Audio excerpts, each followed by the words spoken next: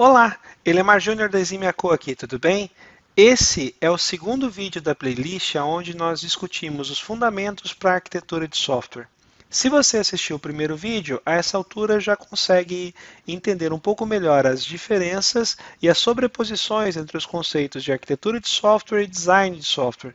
Além disso, já conhece também os objetivos das práticas relacionadas à arquitetura de software e também já consegue dar um primeiro passo sólido para a definição da arquitetura. Foi assim que nós terminamos o primeiro vídeo. Nesse vídeo, agora, eu quero começar tratando dos pontos aonde nós paramos no vídeo anterior. Para começo de conversa, eu queria retomar o conceito, essa formulazinha que nós propusemos, onde nós definimos a arquitetura de software como sendo o conjunto, a análise do conjunto de componentes de uma aplicação, as responsabilidades de cada componente, os relacionamentos entre esses componentes, ou como que eles se relacionam, como eles se comunicam, e por fim, a estratégia. Todos os três primeiros elementos dessa fórmula já foram tratados no primeiro vídeo. Nesse especificamente, eu gostaria de falar um pouco mais sobre estratégia. E a estratégia aqui, ela é, na verdade, um padrão coerente para a tomada de decisões que os times técnicos precisam obedecer ou seguir na hora de tomar decisões durante o ciclo de vida de um software. Quanto maior for o ciclo de vida de software, maior for a expectativa de vida de um software, mais importante se torna a discussão sobre a estratégia ou os padrões coerentes para a tomada de decisão. E por quê? Porque efetivamente no dia a dia, sempre decisões vão ser tomadas, para cada decisão, essas decisões vão envolver, às vezes, para a resolução de um determinado problema, a escolha de múltiplas alternativas. Dentro do time vai ser muito comum que pessoas diferentes entendam formas diferentes de resolver um determinado problema, e no final do dia, o que deve definir qual alternativa deve ser seguida vai ser a estratégia, ou seja, um padrão coerente para a tomada de decisão que vai nortear aí a evolução do software. Percebe? Isso de uma forma muito tangível. Então, questões, discussões como deve ser síncrono, deve ser assíncrono, tudo isso deve estar subordinado à estratégia. E da onde que vem a estratégia? Para a gente achar o elemento que define a estratégia, a gente retoma os objetivos, ou um dos principais objetivos relacionados às práticas de arquitetura de software, que é exatamente atender os objetivos de negócio, respeitar atributos de qualidade e restrições impostas a desenvolvimento, ao futuro, coisas que a gente pode ou não pode fazer. Esse é um dos objetivos da arquitetura de software e a estratégia, de certa forma, vai se nortear por aqui. Geralmente, os critérios para tomada de decisão vão ter que ponderar entre atender os objetivos de negócio, respeitar atributos de qualidade e também respeitar as principais restrições ou restrições de alto nível. Para tornar a coisa mais tangível, vamos falar sobre um atributo de qualidade comum, bastante comum, principalmente em soluções web, que é a disponibilidade, availability. Aliás, aqui um fato curioso, tá? Quase sempre atributos de qualidade terminam com it em inglês. Availability, scalability, security, são todos os its da arquitetura. Pois bem, availability. Como que você determina a availability? Você determina um tempo máximo tolerado para o atendimento de uma determinada requisição e um percentual em que esse tempo máximo deve ser observado. Quando a gente vê que uma solução está disponível 99% do tempo, é porque em 99% do tempo ela responde abaixo de um determinado tempo limite. Pois bem, você está fazendo um sistema web, você resolve que o seu sistema web, para ser eficiente, tem que responder abaixo de 300 milissegundos, e você define que a sua availability deve ser de pelo menos 99,5% do tempo. Ou seja, em 99,5% das requisições, a resposta tem que acontecer abaixo de 300 milissegundos. Você começa a trabalhar o desenvolvimento do software, a planejar o software, e você começa então, lembra, componentes, responsabilidades e relacionamentos, você resolve desenvolver uma solução monolítica, um único servidor de aplicação, e esse servidor de aplicação você mede, você começa a medir a performance do teu servidor de aplicação e você chega à conclusão que o que você consegue obter é 90%, 99% de availability. Ou seja, assumindo um tempo contínuo de 24 horas, você está dizendo que em 14 minutos do seu dia você vai estar respondendo acima do tempo limite, acima dos 300 milissegundos. Como que você, em termos de arquitetura, consegue resolver esse problema? Antes de pensar em como resolver esse problema, voltemos para a definição. Na estratégia está especificado que em 99,5% do tempo você precisa responder abaixo de 300 milissegundos. Logo, essa solução, a solução que você está entregando, não atende os objetivos do negócio ou os atributos de qualidade ou as principais restrições. O que você pondera? Você começa a buscar alternativas para melhorar essa disponibilidade. Você chega à conclusão que talvez uma das formas de trabalhar essa disponibilidade é trabalhar com, quem sabe, um segundo servidor, uma segunda instância. Você coloca então uma segunda instância do seu servidor, que também vai ter disponibilidade de 99%, coloca um load balancer na frente e torce para que essa indisponibilidade não aconteça no mesmo tempo. Se isso acontecer, você vai estar aqui melhorando eventualmente a disponibilidade. Essa arquitetura para replicação, a estratégia de replicação, nasce então para atender esse atributo de qualidade. Começa aqui a fazer um pouco mais de sentido? Você seguramente não vai colocar um load balancer nem uma segunda instância se por acaso um atributo de disponibilidade não for relacionado dentro da sua estratégia. Mas se for, talvez você tenha que preocupar aqui em ter mais de um servidor de aplicação, não gerenciar sessão em memória, enfim, mais uma pancada de decisões que são derivadas daqueles objetivos iniciais.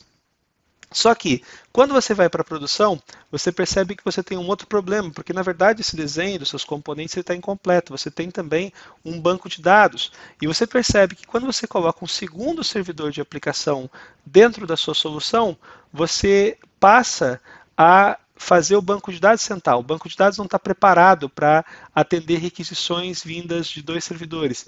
E aí você começa a considerar eventualmente a possibilidade de trabalhar com uma réplica do banco de dados e você começa a trabalhar então com um banco de dados com uma réplica master e uma réplica slave.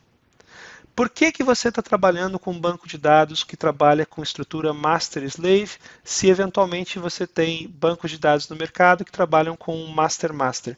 Talvez porque você quer, e talvez, e essa deveria ser a resposta certa, porque você tem uma restrição que implica para você que você deve trabalhar com um banco de dados de um determinado vendor.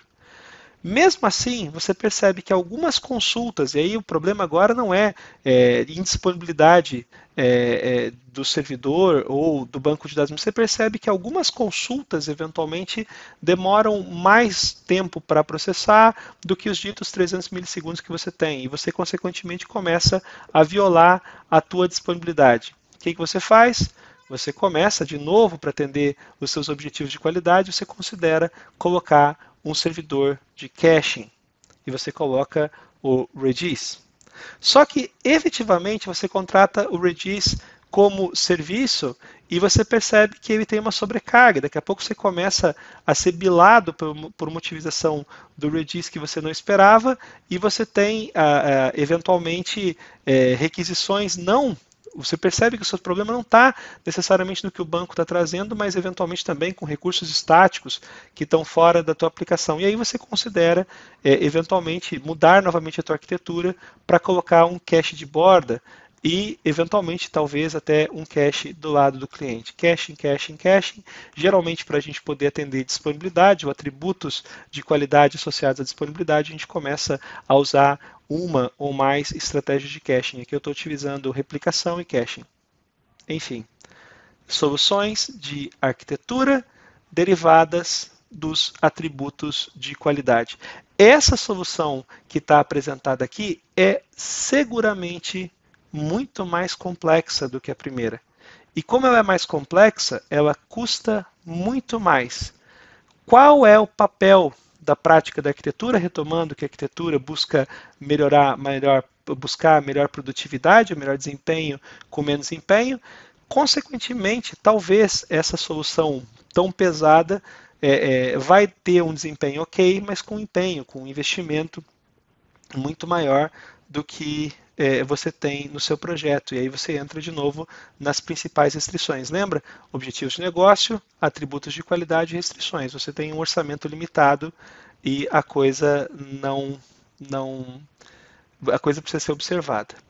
Aí você começa a entender o seguinte: o meu tempo de resposta, eu tenho que pensar também na manutenabilidade. Então, o meu tempo de resposta nessa solução monolítica está muito alto. Por quê? Porque os meus lead times, não tempo de resposta, o meu lead time para implementar a solução está muito alto e você começa a considerar aí a possibilidade de trabalhar com uma solução, em vez de uma solução monolítica, você começa a trabalhar com uma solução baseada em microserviços para tentar reduzir o lead time do teu tempo de desenvolvimento, que é um dos teus objetivos. E aí você começa, então, a trabalhar com, em vez de uma única solução monolítica, você começa a trabalhar aqui com duas soluções compostas, solução A e solução B. Se solução A e solução B se solução A, para poder entregar respostas, precisa fazer chamadas assíncronas para a solução B, você tem talvez aqui de novo um novo problema de disponibilidade. Por quê? Porque efetivamente, se você tiver a solução A fazendo chamado projeto A, o componente A fazendo uma chamada componente B, e ambos tiverem disponibilidade só 99%, a tua disponibilidade geral passa a ser 98%. E aí você começa a ter problemas aqui, porque você eventualmente vai reduzir o lead time, porque você separou os componentes para simplificar o processo de desenvolvimento, essa é uma decisão arquitetural. Entretanto, por você ter tomado a decisão de fazer uma solução síncrona, você começa a ter problemas para cumprir um atributo de qualidade. Percebe? As decisões, as constraints e os atributos de qualidade começam a moldar as nossas decisões de arquitetura. Além disso, a gente tem que considerar que a comunicação entre esses dois caras pode ser impactado pela rede, a rede eventualmente também não é segura, então você começa a ter que colocar soluções de criptografia, autenticação, porque, por exemplo, você tem um outro atributo de qualidade que você precisa responder, que é segurança, security, e aqui em security é um ponto interessante, porque enquanto a availability fala sobre caching e replicação, né, caching e múltiplas instâncias, security vai olhar isso com o nariz torto, porque fundamentalmente quanto mais elementos você tiver na sua solução, maior é a superfície de ataque e você quer evitar isso. Percebe? Você tem agora um segundo atributo de qualidade que é security, que eventualmente vai entrar em conflito com availability ou reliability. E aí você começa a ter algumas dores de cabeça. Outro ponto importante é que você vai começar a ter, no caso de uma solução distribuída, você vai ter que considerar aspectos como latência, que vão acabar entrando na conta de disponibilidade, então você vai ter que verificar se você mede disponibilidade dentro do servidor ou na ponta, medindo quanto tempo total a requisição demorou para ser atendida no cliente. Você tem largura de rede, largura de banda, que eventualmente pode restringir a comunicação, e aí você tem uma outra atributo de qualidade que é scalability. Muitas vezes as pessoas começam a trabalhar com estruturas distribuídas para tentar diminuir o lead time, mas ignoram que eu tenho uma largura de banda, a rede começa a topar, porque você está lotando a rede com dados, e você tem que começar a pensar um pouco melhor em como que os dados vão trafegar, qual vai ser o tamanho máximo dos objetos para você atender o scalability. E fundamentalmente no final você tem aspecto de transporte com string. Repara que a coisa fica ainda mais interessante se você colocar um terceiro serviço que também vai ficar disponível com 99% do tempo, porque esse segundo cara aqui, eventualmente, esse terceiro cara também vai estar atuando e você vai ter daí 43 minutos potenciais de disponibilidade. Se for um quarto cara, você tem 96% de disponibilidade, isso de novo, assumindo que todas as soluções sejam síncronas, todas as requisições sejam síncronas e altamente dependentes. Se você vai para um cenário de Amazon e Netflix, Deus o livre, entende? Se todas essas requisições forem síncronas, você definitivamente não consegue trabalhar disponibilidade, porque fundamentalmente, por exemplo, com 100 serviços, você passa a ter disponibilidade de só 37%. Então perceba, a decisão, o atributo de qualidade e disponibilidade, ele pode restringir a sua tomada de decisão quanto a como implementar componentes, responsabilidades e relacionamentos, porque aí demanda estratégia.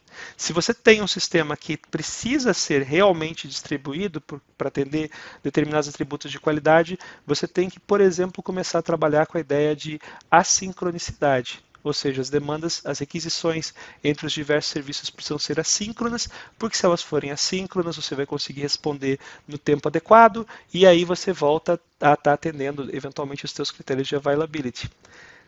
Percebe? Só que algumas operações de negócio talvez não possam ser assíncronas. E aí você tem de novo uma decisão a tomar.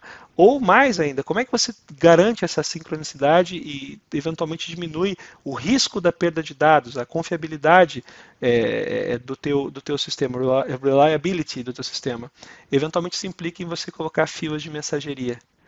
E aí você tem, dependendo da infraestrutura que você está utilizando, você vai estar utilizando, por exemplo, no Azure, você pode utilizar o mecanismo de mensageria do Azure e, consequentemente, você vai ser bilado por esse mecanismo de mensageria e aí você vai estar ofendendo uma restrição imposta. Percebe? Então você começa a ter, a partir desses aspectos de atributos de qualidade e restrições, a definição de estratégia para começar a pautar a tua decisão.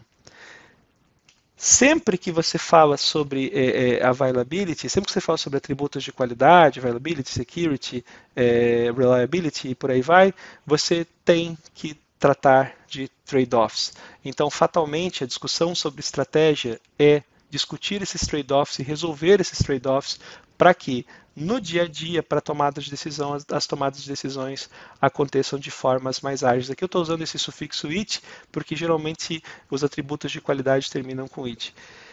Além disso, você tem que pensar muito sobre a relação entre os atributos de qualidade e, consequentemente, as principais restrições. Mais uma vez, nós atendemos projetos, por exemplo, onde os dados não podem ser hospedados em data centers fora do Brasil.